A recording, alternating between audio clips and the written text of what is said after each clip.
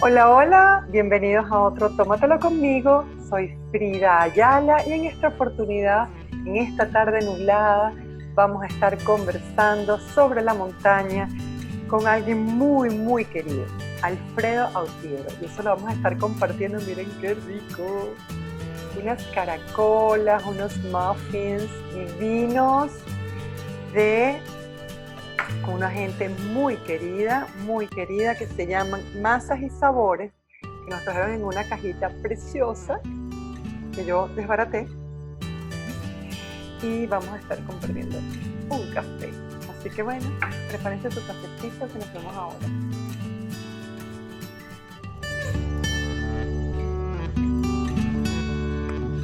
Hola, hola, bienvenidos a otro Tómatelo conmigo. Soy Frida Ayala y en la tarde de hoy, como les prometí, vamos a estar hablando de montaña, de experiencias de vida, de historias ricas con Alfredo Autiero. Hola, mi Alfredo querido. Hola, querida Frida. Buenas tardes, un gusto estar aquí contigo, sobre todo conversando de montaña, lo que nos apasiona a ambos, ¿no? De las cosas que nos gustan. Y eso lo vamos a Claro. compartir con esta delicia que tú me estás enseñando el tuyo también, pero mira qué bueno. ¿Ah? Bueno, yo te voy a decir, lástima que el mío va por la mitad, pues no aguanté. Pero bueno, te portaste malísimo, pero eso habla rico de masas y sabores que hacen estas cositas divinas que Eh, vamos a estar acompañando con nuestro cafecito. Yo pensé que ibas a decir un té. Yo dije, a lo mejor Alfredo me va a decir que él quiere bueno, un chai tea. te voy a comentar algo. Eso del café es un dato curioso, porque yo soy un tomador de té, tienes razón tú. Ajá. Cada vez que voy para Nepal, yo me traigo unos cuantos kilos de té. De hecho, tengo bastante té en la casa. Pero precisamente yo no tomé café nunca en mi vida, a pesar de que mi papá era un gran tomador de café como buen italiano. Buen italiano. Ujú. Sí, hay un detalle interesante. Yo te puedo decir exactamente cuándo comencé yo a tomar café. Y no Así. precisamente en Venezuela. Fue en el año 91 en Nepal, saliendo con la expedición al Pumori. Ya va, ¿tú tomaste café en Nepal? Sí, es una cosa, es que no podía haber otra cuestión, porque yo empiezo a tomar café a partir de finales de septiembre de 1991. Es decir, ya yo estaba un poquito grandecito. Mayorcito. Claro, pero de repente entramos al monasterio de Tiamboche, que tú conoces, que está más o menos en la mitad del recorrido hacia el campo base del Ebre. Nosotros estábamos yendo al Pumori. Muero por estar ahí, nunca he ido. Bueno, imagínate, pero bueno, es un monasterio espectacular. Lamentablemente, fíjate que el Rinpoche, la persona que yo te voy a hablar, que es como el abad del templo, falleció hace 2 meses, ¿no? Pero él, Ah, mientras estábamos reunidos, uno siempre, digamos, visita a las autoridades del sector y nosotros estamos visitando a esta personalidad que era el Rinpoche de Tiamboche. Y ellos siempre te ofrecen algo cuando tú llegas al templo. Es como si llegaras a una casa de una persona. Yo exacto. estaba esperando un exquisito té. Ahí yo dije, estoy resuelto, me van a traer un té caliente. Y de repente aparece el asistente con café. Yo no había tomado café. Yo digo, esto va a ser un pecado para mí. Pero bueno, era un lama. Me lo ofreció un lama y evidentemente no podía decir que no. Claro, Comencé a tomar café. En pero, ese momento ajá, comencé a tomar pero café. ¿cómo llegó el café allá arriba?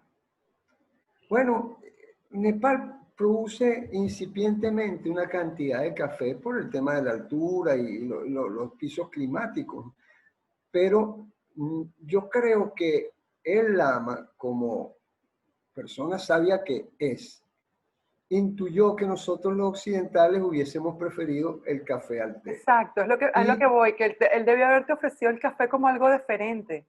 es correcto, es correcto. Yo creo que así fue. A partir de ese momento, hay una cosa bien importante. El café en Venezuela cada vez está siendo mejor. En cambio, aquí no tenemos buen té. Yo prefiero tomar café venezolano que un mal té traído de afuera. a veces chino. Entonces, por eso, mira, por eso, claro, yo me imaginé que Frida iba a pensar, ¿qué le pasó a Alfredo? Está enfermo, está tomando café. Bueno, hay unos tostadores de café hoy día en Venezuela, Divino. y especialmente cuando vas a las montañas en Venezuela, cuando vas a los Andes y entras a una casa de un parameño o un paramero, lo primero que te ofrecen es Es tu un buen tinto. café, Sí, un tostado tinto. por ellos, cultivado por ellos, cosechado, con un cariño espectacular. De hecho, esas casas en los Andes huelen a puro café. Es Es como, verdad, y entonces uno se identifica mucho con el café. es verdad. Ah, Así que así que bueno, bueno, este hijo de café. italiano criado en Venezuela se fue a tomar un café en Nepal. Pero bueno, eso habla Así mismo. de tus recorridos maravillosos. Alfredo, cuéntame cómo fue tus inicios con la montaña. Bueno, digamos que me he chupado los dedos 2 o 3 veces. Es que estos Yo dulces también, están está realmente demasiado exquisitos. bueno, está Está buenísimo. muy bueno. Yo Me, también me me, lo he dis- me- chupado. me disculpan. ¿Qué dirán los que te están viendo? Ay, qué pena con Dirán, esos oye, señores. Qué estos pena. señores mal educados. Bueno, masas y sabores, yo no tengo la culpa de que hagan cosas tan sabrosas, pero Divina. bueno. Bueno, pero vamos a Mira, imaginar que estamos sentados en una carpa de campamento y nos chupamos los dedos igualitos. Así que eso bueno. es Así correcto, que eso es todos los que correcto. nos están viendo en este momento, ubíquense que estamos en el En una campo carpa. base disfrutando nuestra conversación. Sí, tú me preguntabas sobre cómo inicio yo esto de la montaña. Mira, Bueno, te lo pregunto yo, básicamente porque la referencia principal de quién es Alfredo Tiero tiene que ver con el tema de la montaña, porque tú has sido mm, pionero del montañismo en Venezuela, sobre todo de la certificación del montañismo en Venezuela, de que los guías y los instructores se entrenen y se preparen y que no sea una actividad simplemente empírica que subí a la montaña y me llevé un poco de panas y ya está. sí, Entonces tú eres precursor de toda esa parte y tú además eres precursor de salir con expediciones de hacer montañas fuera de Venezuela, en guiatura en montañas de envergadura, que son montañas además emblemáticas. Entonces, bueno, de ahí viene mi primera pregunta, es decir, para todos aquellos que no tenían idea de quién era Alfredo Tiero, ya estoy haciendo esta introducción rapidita, porque lo que me quiero a sabroso es hablar contigo, no quedarme nada más que en la parte curricular. Vamos a gracias. decir, la pueden buscar en las redes. Sí, sí, eso se consigue por allí. De todas maneras, sí, hay una cuestión bien interesante, ¿no? Cuando mis padres llegan a Venezuela, llegan porque yo tenía un tío trabajando en medicina tropical. Él trabajaba con malariología y yo, al primer lugar que llego a vivir es a Ciudad Bolívar, donde yo pasé 11 años. Eh, Había una cosa bien particular, que era que mi tío siempre me llevaba a sus expediciones, porque en ese momento, estamos hablando de 1957, bueno, estaba muy pequeño, digamos que a principios de los 60. En ese momento, ir a combatir malaria en el estado Bolívar era prácticamente hacer expediciones, iba a comunidades muy apartadas, algunas veces con rústicos, jeeps o helicópteros, y, y, y empezabas tu proceso de vacunación, fumigación, etcétera, y él siempre me llevaba.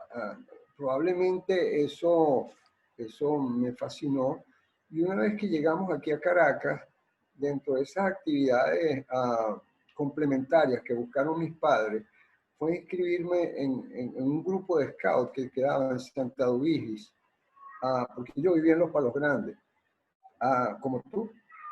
Yo vivía en Los Palos Grandes, en la Tercera Avenida, y en la iglesia de Santa Eugenia había un grupo de scouts.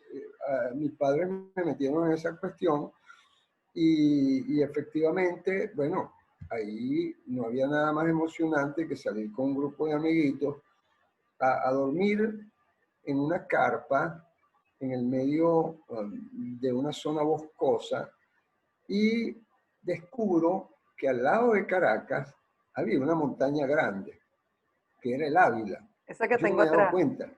Sí, sí, porque hay una cosa bien curiosa, los caraqueños no nos hemos dado cuenta, a pesar de que el Ávila es un símbolo, no nos hemos dado cuenta de que tenemos la magia de esa montaña al costado de la ciudad más grande de Venezuela. Y Tú a sabes veces la que, ignoramos. tú sabes que es verdad, porque yo veía el Ávila de chama y estaba ahí, pues lo daba por sentado. Y solo cuando entro en la universidad me doy cuenta que uno podía subir el Ávila. Había mucha gente que lo subía en ese momento, bueno, no tanto como hoy en día. Cuando digo mucha gente hay que tener también como los porcentajes referentes a la época, ¿no? Se subía a la montaña, pero tú tenías que saber cuál era el huequito por el cual te metías, cuál era Claro, la calle, cuál era la conexión para llegar a alguna parte, ¿no? Pero vamos a decir, no era extraño que se subiera, pero a mí no se me había ocurrido que eso se podía subir, o sea que dije, wow, y yo aprendí a subirla, o sea, yo aprendí que eso se subía cuando entré a la universidad, porque se daba por sentado. Y en estos últimos años, vamos a decir que yo diría que en estas 2 últimas décadas es cuando se ha dado como esa explosión de la gente por subir el Ávila, ¿no? Cada vez más. Pero hasta hace un tiempo eso no se veía así. tal cual, así como lo dices. Bueno, tanto es verídico lo que estás comentando, que cuando llegó Humboldt a Caracas y vio esa montaña, lo primero que dijo, bueno, ¿y quién me va a acompañar a subir la montaña? Y no apareció ni uno. Tuvo que, A inclusive subir Andrés Bello eso. dijo que, bueno, Andrés Bello, claro, él venía de un lugar del cual desde 1600 ya había un movimiento ideológico que estaba generando un cambio estructural en la sociedad, donde cuestiones naturales tenían una importancia vital, no solo por el descubrimiento de horizontes nuevos, sino por el simple hecho, había esa movida, quería explorar. De hecho, en Venezuela igual, empieza el fenómeno de explorar, como dices tú, hace pocos años, zonas tan importantes como el sur de Venezuela, que se intentaron hacer movidas para habitar. Por ejemplo, el Paují es un experimento hecho en el primer gobierno de Caldera, Rafael Caldera, el presidente Rafael Caldera, para tratar de no solo explorar, sino tratar de habitar las fronteras venezolanas. Y el Ávila, como dices tú, no tiene sino 20 años, 15 años que la gente comienza a decir, bueno, tenemos esa gran montaña ahí al lado, y la gente no la conoce. Tal es así que tú le preguntas al alto porcentaje de caraqueños que se han subido al Ávila y todo el mundo te va a decir, sí, claro, A yo he ido a Sabanieve. Sabasnieves, pero Sabasnieves lo que es un trayecto trillado que tiene aparente solamente poco más de 1 kilómetro de distancia, ida y vuelta son 3 kilómetros y pico, y es nada. El Ávila está repleto de montañas. Entonces tú preguntas eso, cuando tú a un niño, a la edad que yo tenía, yo te puedo hablar de 12 años, 13 años de edad, tú lo llevas a una montaña como el Ávila, es un gran descubrimiento. Yo he tenido experiencia con niños pequeños, inclusive con chamos del Centro Excursionista Loyola, que ya ellos han hecho tradición su viaje al Pico de Guatá, Rancho Grande, Paraíso, Los Venados. Uh, y es asombroso porque tienes al lado de Caracas una herramienta didáctica que no tiene valor en el sentido de que puedes sacar de todo de ahí arriba. Y lamentablemente no lo utilizamos en la medida que debiera ser utilizado. De hecho, últimamente lo estamos mal utilizando porque definitivamente la presión que hace tanto por la vertiente norte como por la vertiente sur, los habitantes que crecen de una manera desproporcionada, sin leyes apropiadas, el Ávila está siendo presionado de una manera bárbara. Eso es cierto. Deforestaciones, construcciones ilegales, actividades no acordes con el plan de ordenamiento que tiene el Ávila. Y bueno, es una lástima. Mis inicios fueron allí, en el Ávila.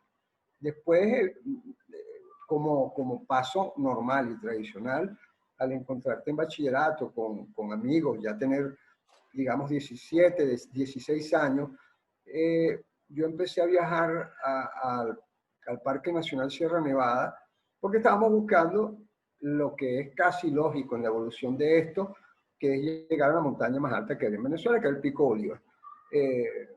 Yo en 1973, un año antes de graduarme de bachiller, bueno, agarré un grupo de amiguitos, pues ya yo había intentado, mi tío vivía en Mérida, el que vivió en Ciudad Bolívar, casualmente se mudó para Mérida. Y era Wow, como que un viaje obligatorio todos los claro, diciembre visitar al tío de Mérida.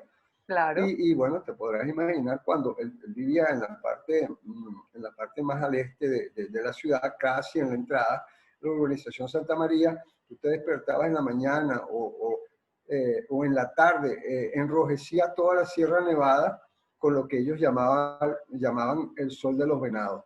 Y eso no era simplemente otra cosa que exacerbar lo que ya yo cuando niño había empezado a cultivar, asombrándome de esas maravillas que me quedaban lejos y que había que ir a descubrir. Porque, no sé, me gustaba eso. Mis padres me apoyaron siempre en esos detalles. Y como dices tú, una vez que entro a la universidad, bueno, ya yo empiezo a salir internacionalmente, a Colombia, a Ecuador, Perú, en Argentina también. Y en ese momento yo estaba estudiando ingeniería en la Central, me encargo del centro excursionista universitario por 2 años y consigo un grupo afín a lo que yo quería y algo muy importante, empiezo a trabajar en el Ministerio de la Juventud con el doctor Ruber. Con Charles Brewer. Sí, y él me dijo, Alfredo, tú tienes que trabajar en esto. Y ahí entra la parte profesional que tú comentabas. Por suerte conozco al exministro de la Juventud de Francia, que era un gran montañista, lamentablemente ya falleció.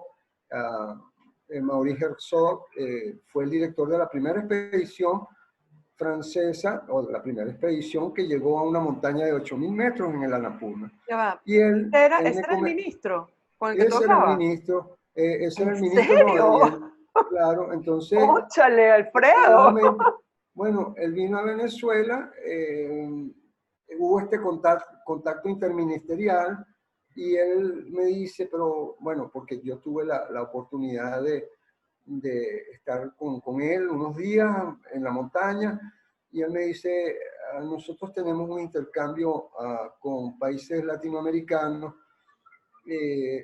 y si quieres estudiar turismo y montaña en Francia, podemos llegar a un acuerdo y efectivamente ellos me dieron una beca para estudiar en Chamonix y en Yo Grenoble. pensé que habías estudiado en Italia. ¿Fue en Francia entonces donde No, estudiaste? primero España para instructor y después en Francia para guía. Pero lo más interesante de esto, o lo más raro, fíjate, es que el Ministerio de la Juventud venezolano, a través del IND, tenía que haberse encargado de la beca y terminó pagándola al Ministerio de la Juventud francés porque, ya sabemos el triste cuento, el gobierno venezolano no respondió a esto y entonces, bueno. Pero afortunadamente los franceses me apoyaron mucho en esta formación para guía. Después vengo a Venezuela y trato de apoyarnos, apoyé a la formación de la Asociación Venezolana de Instructores y Guías de Montaña. ¿Qué año fue eso? Eso fue terminando en ¡Wow! los 90, ¿no? Sí, No, sí, empezando en los no, 90. bueno, no, porque digamos que se cumplen, hace poco se 94. cumplieron 20 años, puede ser. Es que Yo, yo creo que eso fue a principios de los 90. sí, yo te puedo decir porque inclusive ah, tengo el acta, siempre la tengo conmigo, los estatutos y la cosa, porque me gusta precisamente a veces conversar con la gente sobre los propósitos y todo, ¿no? Una vez que se forma esta guía,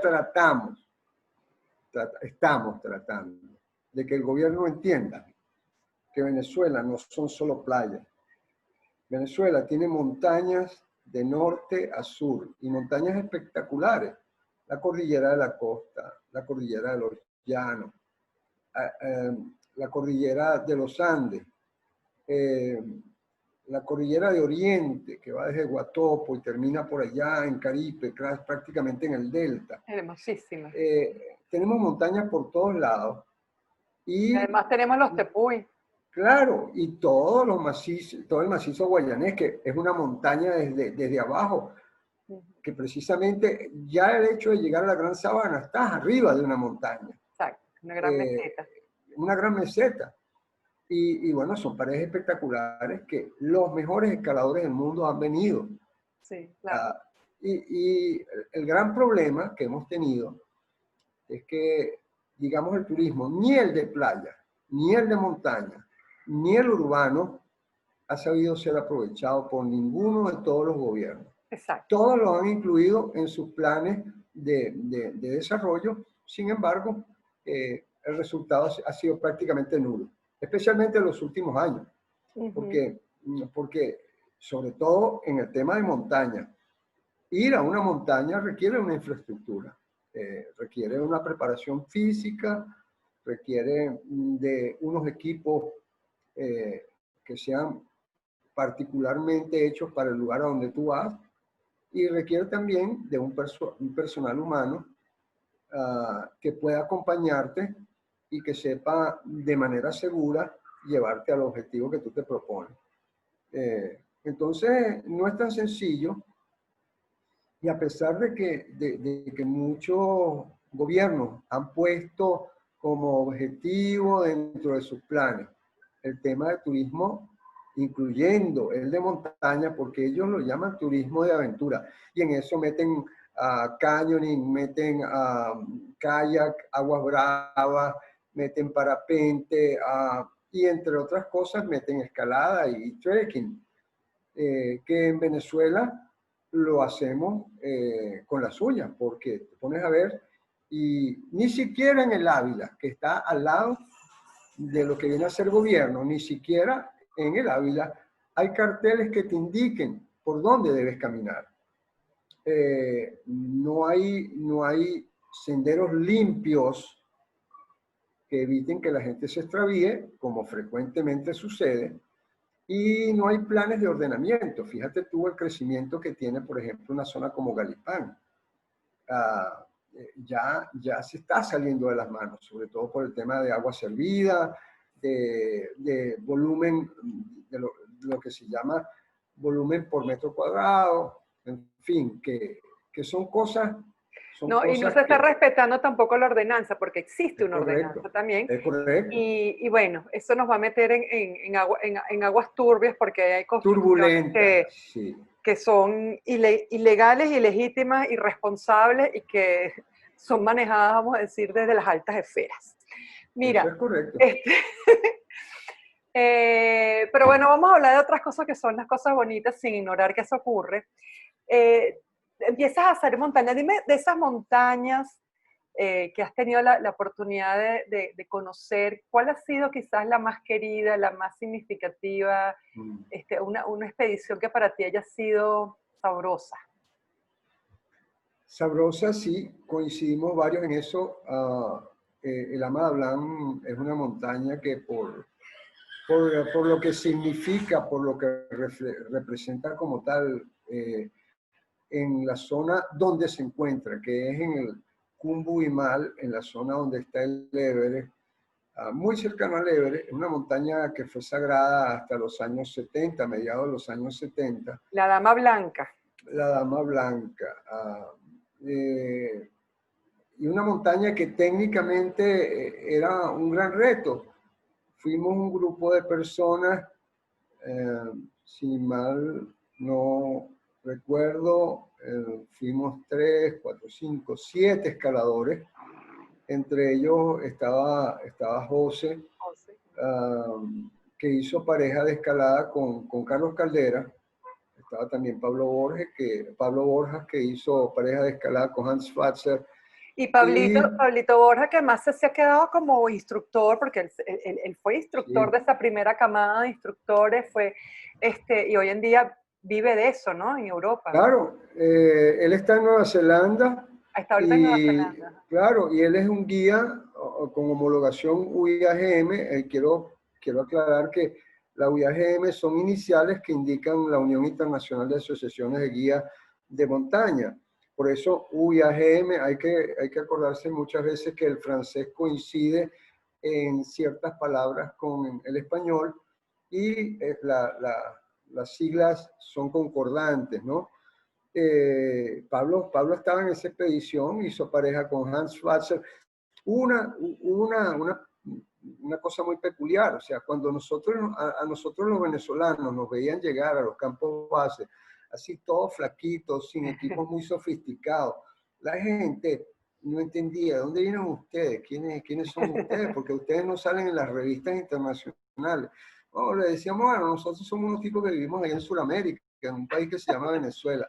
Minnesota, Minnesota no, Venezuela. Y bueno, nos iba muy bien. Nos iba muy bien Pero tú porque, sabes que claro, además esa expedición de la Madablan coincide con la apertura de la escalada de la montaña, porque ustedes son uno de los primeros en escalar esa montaña, claro, porque no era permitido escalar hasta hace poco, y hasta ese momento, y ustedes, vamos a decir que son entre los primeros, no sé si no creo que sea la primera expedición, pero, pero fueron de las primeras expediciones que tuvieron la oportunidad de subir. Está buenísimo. Si yo hablo para que tú puedas comer. qué pena. Está demasiado rico. Pero porque esa En montaña efecto, no se permitía subir hasta ese momento. Eso fue sí, en año como efecto, eso fue en 94, el pues. año 94, sí. En el año 94, por eso te comento que la Madablan era una montaña sagrada. Nosotros ya conocíamos a Rinpoche de Tiamboche, hicimos una ceremonia, una cuestión, y efectivamente nos fue muy bien, muy bien. Una montaña espectacular desde todo punto de vista. Nos sucede algo muy interesante, así como anecdótico. Nosotros teníamos como referencia que íbamos a subir el flanco suroeste de la montaña. Y tú sabes que en Nepal hay que pedir permiso al Ministerio de Turismo para todas estas escaladas. De hecho, el Ama Dablam, comparado con otras montañas de 7.000 metros de esa envergadura, es mucho más costosa por ser altamente cotizada y por lo que tú comentabas de que en ese momento estaban abriendo los permisos. Entonces, nosotros vamos a escalar por el flanco suroeste. Claro, cuando llegamos estaba un gran montañista, Hans Kammerlander, con una expedición comercial. Y llegamos y nos preguntan, bueno, ¿para dónde van ustedes? Porque nosotros estamos aquí, tú sabes que allá se respeta mucho el tema de cuándo llegaste para ir delante. Es como una cola, Sí. como la cola que trágicamente vimos hace 2 años en el Everest. Pero el Ama Dablam, por suerte, no tiene ese volumen de gente porque es técnicamente más complicado. Y sin embargo, los campamentos superiores, tanto el primero como el segundo, como el tercer campamento, no tienen espacio. Caben solamente 3, 4 carpas, 5 carpas a lo sumo. Uno de ellos, el campamento 2, es un campamento colgante, muy famoso en la fotografía. Total que nosotros íbamos por la cara suroeste y el hombre nos dijo, no. Un momento, hay una cosa que es la arista suroeste y otra que es la pared suroeste. Ustedes no tienen permiso para la arista suroeste. Y cuando nos enseña la pared por donde él pretendía que nosotros nos subiéramos, yo le dije, no. Yo por ahí no me meto ni que me paguen. Total que terminamos como que negociando con el hombre, le dimos unos bocadillos de guayaba que quedó altamente impresionado, sobre todo porque el envoltorio estaba hecho con hoja de plátano. Exacto. Y él decía, oye, qué ecológicos son ustedes los venezolanos. Sí, somos ecológicos, pues nosotros somos muy adelantados en el tema de la ecología. Claro. Total que nos hicimos amigos de Kammerlander y este hombre nos dio la autorización, vamos a decir, la autorización. Para unirse a la expedición de él. Para que nos metiéramos por la misma vía que él estaba subiendo. Entonces, nosotros empezamos así. Y bueno, nos fue muy bien. Él nos dijo, vamos a subir y bajar en un solo día. En un solo día, lo que nosotros hicimos en 3, es que era un monstruo. Cuando uno se encuentra a estas personas en las montañas de afuera, uno se da cuenta del nivel que tienen los montañistas de otro país. Claro. Eso es como los deportistas. Esta muchacha que está saltando triple a nivel en Estados Unidos, en Europa, yo no sé dónde, pero está haciendo cosas descomunales. Está haciendo cosas descomunales porque ella está trabajando con el referente de otros países. El problema del montañismo hoy día es que los jóvenes emergentes están perdiendo cada vez más la oportunidad de poder salir a otros países y darse cuenta el nivel que en esos países hay. ¿No? Y que otros países, en este mismo país que no se puede viajar porque no hay gasolina, por la inseguridad, por tantísimas cosas. Y entonces se nos ha hecho el país que... Venezuela era un país fácil de llegarle de punta a punta. Era un país Correcto. que por eso es que todos nos conectamos y nos concentramos. Y en el tema del deporte de aventura, el que escala vuela parapente, el que vuela parapente bucea, el que bucea hace montaña. O sea, se mezcla todo porque la geografía era fácilmente recorrible. Hoy en día se nos ha hecho casi que eterno llegar de una ciudad a otra porque, bueno, por las condiciones que tenemos. Mira, cuéntame una montaña, o sea, una que tú dirías, más nunca en mi vida, o sea, no quiero saber nada de esa montaña, lo que yo viví ahí fue horrible. Mira, yo viví cosas, bueno, no horrible, he vivido cosas, es que no te puedo decir una montaña que no volvería. No, sí, no dime un cuento que tú digas, más nunca en mi vida me meto yo en ese rollo. No, yo tuve un rollo muy grande en la pared sur de la Aconcagua. Ajá. Un accidente con un compañero ecuatoriano. Digamos, la pared, eso fue ya en los años 80, te estoy hablando de 84, algo así por el estilo. Mi memoria no da para tanto. Nosotros los jóvenes tenemos memoria para corto plazo, pero las memorias a largo plazo no. Está bien. No. Entonces, te puedo decir que en la pared sur de la Aconcagua tuvimos un evento casi llegando a la cumbre en algo que se llama la barrera de Seracs, prácticamente como a 6.400 metros de altura, y un compañero ecuatoriano, Manuel, resultó con unas costillas rotas, una fractura en el arco supraciliar. Fue un poquito complicado. ¿Pero qué fue lo que pasó? ¿Qué fue lo que pasó? ¿Una avalancha de Seracs? No, él estaba asegurado dentro de una grieta, a una de las paredes de la grieta. Aparentemente el hielo estaba muy frío y cuando colocó el tornillo y él se suspendió sobre el tornillo, se le vino un gran bloque encima que lo tiró dentro de la grieta y el mismo bloque, eso es como el cuento del coyote y el correcamino, que le cae la piedra encima porque él está amarrado a la piedra. Bueno, Manuel estaba con el tornillo en el bloque que se desprendió y le cayó encima. Le partió la costilla, la cara, rompió, bueno, fue algo bien complicado. Y todos los libros decían que de ahí no había otra forma de salir que por arriba, por la cumbre. Nosotros estábamos 400 metros, ¿no? Como a 500, 400 metros debajo de la cumbre. Y traté yo de subir y de ayudar con unos sistemas de polipasto, pero el dolor de Manuel era tan fuerte que yo dije, mira, aquí hay una sola alternativa, es salir por abajo. No, pero que no se puede por el peligro de las rocas, la avalancha. Yo le dije, bueno, ¿será que nos vamos a quedar aquí y nos vamos a convertir en hueso? Pero logramos bajar, inclusive ya cuando habíamos llegado a algo que se llama la franja rocosa, en el tercio inferior de la pared, unos montañistas argentinos, los hermanos Tarditi, que era la tercera vez que iban a la pared para intentar llegar a su cumbre, vieron nuestras luces, yo hice unas señales de emergencia y al día siguiente subieron a ayudarme para bajar a Manuel.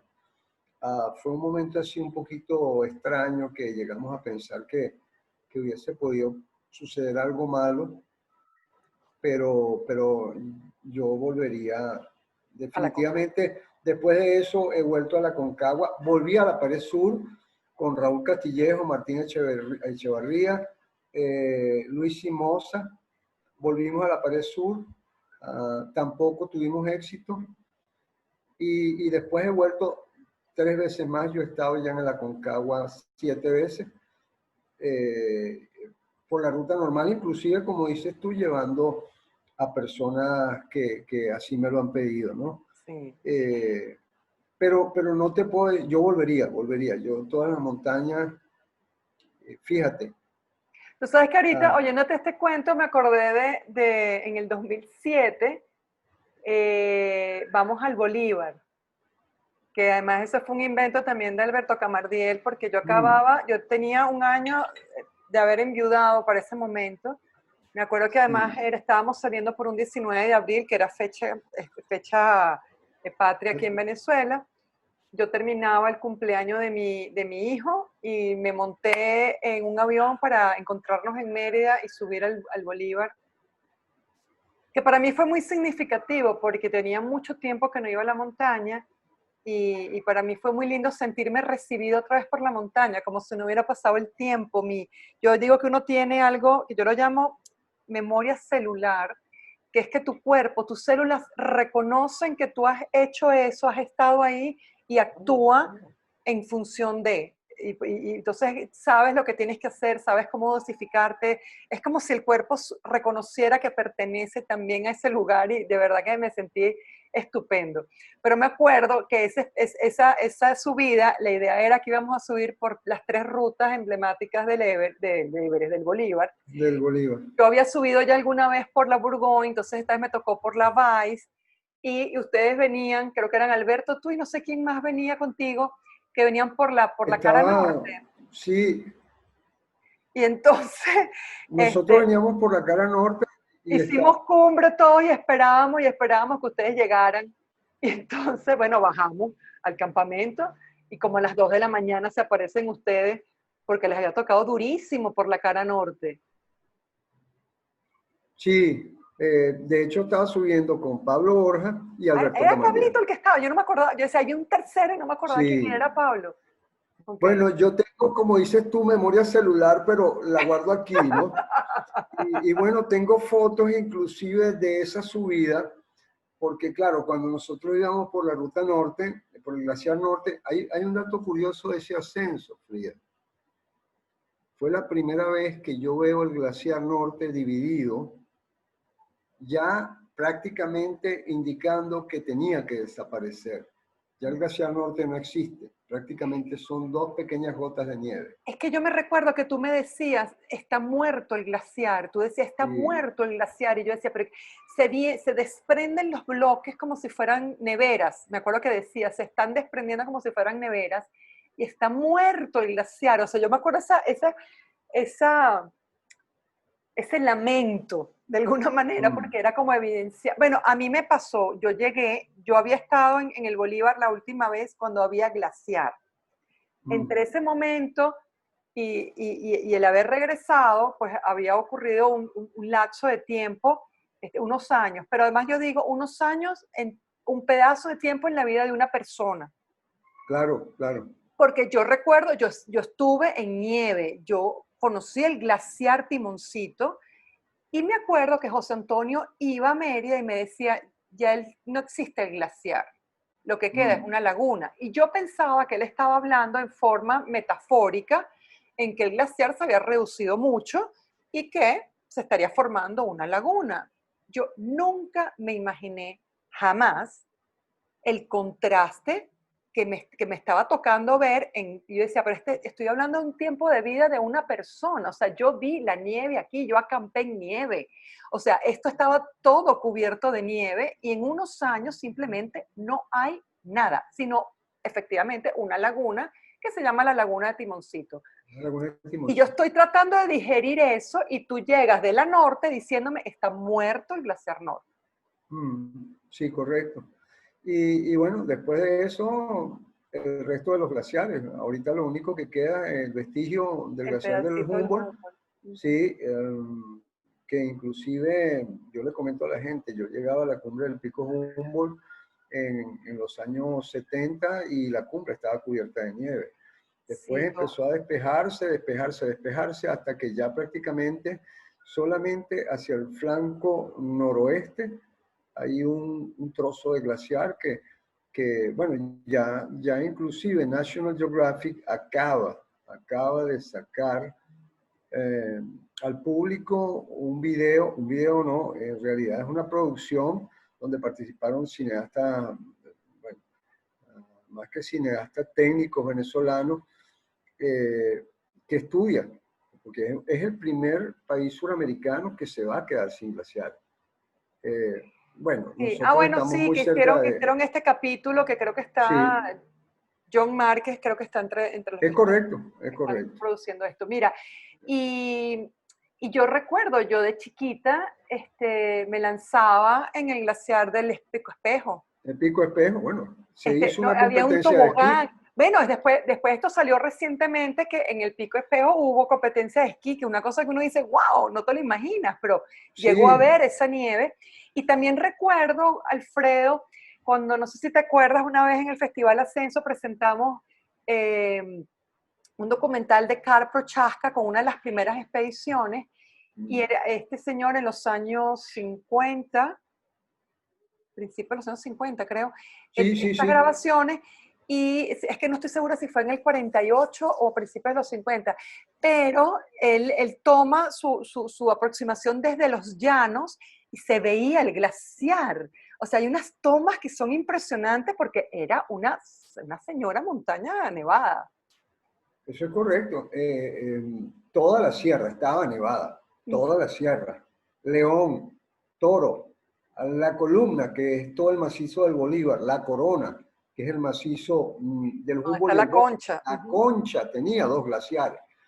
Entonces, tú veías desde Mérida o desde los llanos, vertiente norte o vertiente sur, y tú veías ese gran volumen de nieve que había en la sierra. Lamentablemente, bueno, como en muchos otros países del mundo, incluyendo Europa, los glaciares están perdiendo Retrocediendo, un sí. volumen considerable de nieve, ¿no? Los nuestros no están exentos, especialmente porque nosotros vivimos en el trópico, muy cercanos al Ecuador, 6 grados a latitud norte. Entonces, latitud norte, cuando digo 6 grados, es el extremo sur de Venezuela.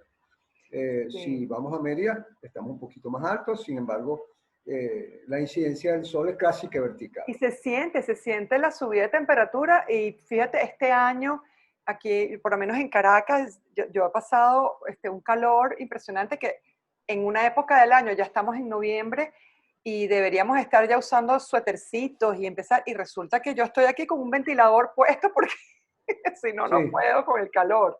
sí, sí, Y puede ser. bueno, es una realidad terrible que estamos viviendo. Mira, que de esos viajes también que has hecho, ¿cuál recuerdas con más cariño? ¿Cuál es una expedición a un lugar, una montaña?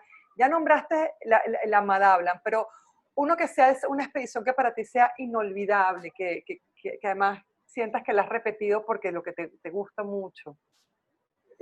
Lo que te voy a decir suena muy raro, ¿no? Porque ya yo he estado Ya va, después que me dijiste que te 27, estás tomando un café, ya cualquier cosa ya no me suena raro. bueno, bueno, precisamente a raíz de eso, porque digamos que Nepal como tal, ha tenido tanta influencia en mi vida, que tú me dices, repítelo, bueno, yo ya he estado en Nepal 27 veces, ¿no? Eh, y trato de ir todos los años porque tengo ya prácticamente casi que familia, en el Sí, sentido humano, ¿no?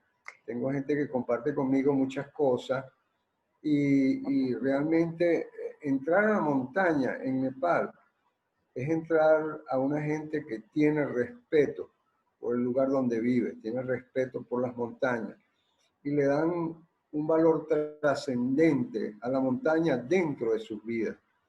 Y es un poco lo que yo siempre he soñado, el hecho de que la gente entienda que la montaña es un ser vivo, no solo un ser vivo, sino un ser que da vida. totalmente. Porque tenemos una cantidad de cosas que obtenemos aún inconscientemente de la montaña. Fíjate los caraqueños. Los caraqueños ya se han atrevido a tener como símbolo icónico el Ávila. especialmente ahorita que ha habido esta migración tan descomunal hacia cualquier parte del mundo. Yo veo que a donde tú llegues, a cualquier país del mundo, así como el Cervino puede ser una montaña, el Matterhorn pudiera ser una montaña icónica para Europa, para los caraqueños. Yo digo que los caraqueños en particular tenemos un símbolo. Ya nos hemos querido olvidar de todo, aparte de la esfera Caracas de Soto, el Ávila y sus guacamayas, que prácticamente vienen de por ahí, se han convertido en un símbolo por lo que representa. La montaña, quiéralo o no, penetra en el ser, en todos los habitantes de este valle tan torturado, que yo no sé, yo creo que el caraqueño se refugia un poco en ese verdor que tiene por ahí. Y tú ves que tú apenas abres el celular en la mañana para ver qué noticias hay, alguien te sacó un amanecer o al final del día alguien tomó un atardecer, y no solo eso, sino que lo hacen consecuentemente todos los días, como que si esperaran una iluminación de esa montaña. Y efectivamente el Ávila ilumina. Tú sabes que una de las razones por las cuales hago este programa con el Ávila de fondo, entonces es todo un tema de que tengo que hacerlo con el atardecer, porque normalmente lo tengo en esta dirección, ya se ha movido el atardecer más hacia el sur, entonces ahora tengo problemas de iluminación importantes, además de la nubosidad, ¿no? Pero es porque durante la pandemia yo empecé a tomar fotos del Ávila y la gente empezó a decirme, por favor, aquella necesidad de ver algo distinto porque no podía salir, era como la ventana donde la gente podía conectarse de alguna manera. Y la gente que estaba en el exterior me decía, por favor, más el Ávila, ¿no? Y el otro ícono que también ha sido también así es el Aullantepui con el Querepacupavena, con el Salto Ángel, que se ha convertido también en un vínculo importante, y yo sí creo que, bueno, el Salto Ángel a nivel general de Venezuela y el Ávila, definitivamente para los caraqueños, es un ícono, es una representación, y yo creo que es como la esperanza de lo último, así lo tenemos ahí y nos aferramos a su naturaleza para poder respirar, ¿no? Bueno, es como tal cual como estás diciendo, y por eso, o sea, me conecta mucho lo que estás hablando, porque esa ha sido la razón de ser de este programa con el Ávila atrás, que era justamente el llamado de la gente. Habrá algún momento que lo hagas sin tener el Ávila atrás, pero mientras pueda, es esa necesidad de regalarle a la gente. Y mientras hemos estado hablando, yo no sé si has visto que han pasado varias bandadas de guacamayas volando. Ellas tienden a pararse a veces aquí. Sí. Pero bueno, sí, son una bendición, y yo creo que, como tú dices, el Ávila representa esa oportunidad de conectarnos con lo más profundo que tenemos, que aunque lo queramos negar, es que de ahí venimos, somos seres de la naturaleza, no podemos desprendernos por más urbanizados que nos convirtamos. O sea, está esa necesidad intrínseca de relacionarnos con lo natural. Eso es así.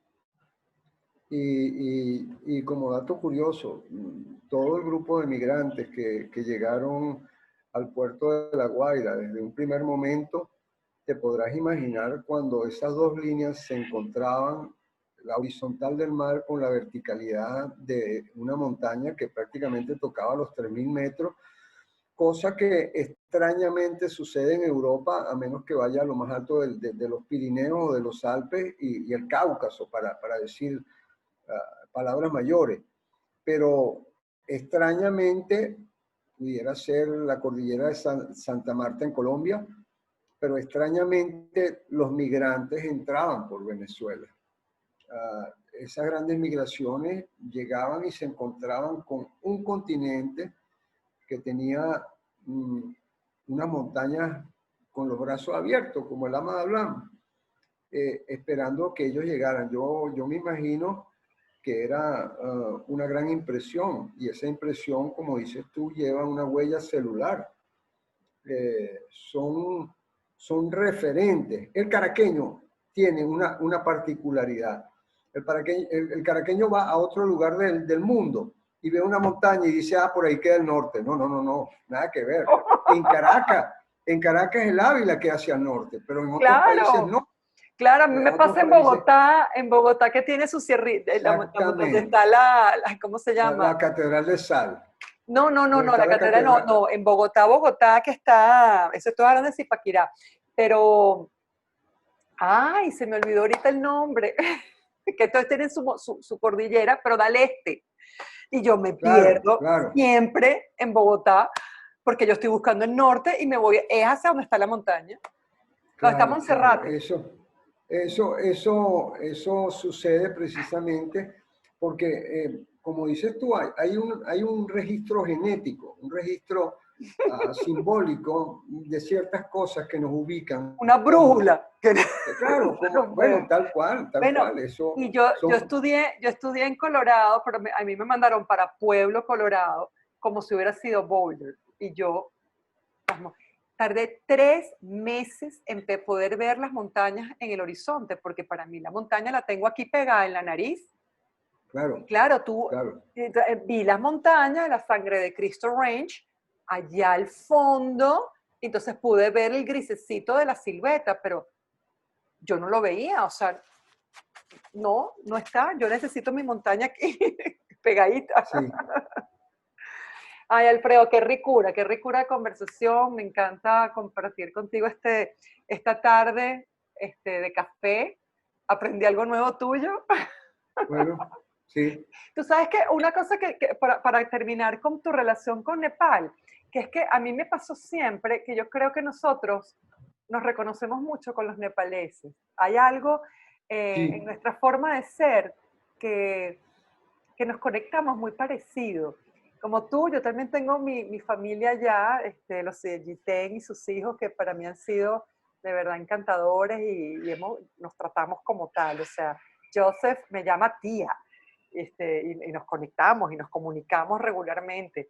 Este, y me extraño mucho, me encantaría volver a Nepal lo más pronto posible. Pero yo creo que a diferencia de otras idiosincrasias, el venezolano, esa forma llana de ser, esa forma espontánea, la forma cariñosa, se parece mucho al nepalí. Yo creo que eso es lo que nos hace también que nos conectemos tan fácilmente. sí, sí, de hecho, yo te digo, yo he estado varias veces allá y una de las cosas que yo siempre comento es que el venezolano y el nepalés son muy similares. Uh-huh. Hay un pequeño detalle que a ellos lo está vigilando, bien sea Shiva o bien sea Buda, de la mañana a la noche y a nosotros no nos vigila nadie. Entonces Bueno, hacemos una serie de desmanes que probablemente en Nepal no lo veas con tanta frecuencia. Es un país muy pobre y a pesar de ser pobre, es muy respetuoso con cosas básicas y fundamentales como es tener valores, ser respetuoso con la gente que llega, entender que el visitante lo que viene es a ser parte consecuente del mercado y ellos pueden aprender muchas cosas de la gente de afuera. Y los que llegan de afuera también se llevan muchas cosas de Nepal en el sentido cultural, ¿no? bueno, Eh, voy a corregir entonces. Los montañistas venezolanos se parecen mm, mucho a los nepaleses. sí, sí, Sí, eso porque sí es verdad. Inclusive, no solo los andinos, la el gente del andino páramo, también, el andino también. el andino, la gente del páramo es impresionante. Yo llevo años trabajando con ellos y es un respeto impresionante por las personas que tú acompañas. Es un detalle que no te falta nada, te piden permiso cuando quieren tomar algo, son puntuales y son cosas que a uno a veces hasta se extraña. Pero bueno, quiere decir que sí hay venezolanos que respetan ciertos valores. Claro que sí, yo creo que sí. Y hay Y, muchos, y ese es el catálogo que estoy haciendo yo con estas entrevistas. claro, Porque claro, todos los que yo entrevisto, yo digo, una persona muy especial, siempre digo, es que todos son especiales, porque si no, no los estoy entrevistando. Este es mi catálogo que estoy haciendo de venezolanos que son maravillosos y con los que nos inspiran a poder continuar y hacer cosas y cada uno desde su rama. Y mi intención es como mostrar todas esas ramas para que los venezolanos que no conocen a estos otros venezolanos se conecten con la posibilidad de que no estamos solos y que somos muchos, distribuidos, regaditos, pero que de alguna manera sí podemos conectarnos y trabajar juntos y soñar con una idiosincrasia bonita y con un país que vale la pena. Claro, Qué bueno. claro que sí. Mi Alfredo amado, bueno, nos seguiremos comiendo esta ricura. No, de verdad que están buenísimas. Es una maravilla. Sí, no, a mí es que yo te digo, hay una cosa complicada de nuestra conversación, es que a mi mano izquierda tengo unos dulces que aquí siento el aroma. Lástima que los que te están viendo y escuchando no puedan disfrutar de nuestras exquisiteces. Demasiado bueno. Demasiado y bueno. Y además de una frescura increíble. Pero bueno, sí. Llámelo y pídenle. Claro, sinceramente agradezco. Qué delicia. Me hayas invitado a tomarme este café. Además, no nos dio tiempo de hablar de que somos papás de 2 niños que fueron niños de la cumbre, pero bueno, eso lo haremos en otro momento. Sí, que hemos compartido la montaña tú y yo, pero hemos compartido también el ser padres de 2 niños que también han hecho sus pericias por ahí. Así que bueno, nada, un abrazo enorme, Alfredo, de verdad que muy rico conversar contigo. Yo digo que tú eres la mejor compañía para una noche de campamento, para oír todas las historias tuyas, porque son una delicia. Gracias por todos los elogios, por lo de los, bueno, por los dulces, por el café, por todo, y cónchale, siempre feliz de poder estar contigo y con toda la gente que te escucha, porque sé que son personas sensibles y que de una u otra manera nos vamos a ver por los caminos de la montaña. Así es, un abrazo enorme, grandísimo, te quiero muchísimo y gracias. Por este ratico. Un abrazo para todos, ¿ok? Chao, baby. Cuídate mucho. Chao. Bueno, este fue Alfredo Thiero. Ahí tiene, un montañista de larga trayectoria, sobre todo un guía de montaña, alguien que esté especializado en llevar personas a la montaña para no solamente hacer el recorrido físico, sino para compartir esa espiritualidad y esos cuentos y esa experiencia y ese amor por la montaña. Nos tomamos un café, compartimos con... ¡Ay, de verdad que esto está demasiado rico! Mira, esta caracola es algo... No saben, qué delicia. Tengo desayuno para mañana también. Gracias por estar aquí. Ya acuérdense que esto es el fastidio de todos los días. Suscríbanse, compartan, denle like, comenten y nos vemos en el próximo Tómatelo conmigo.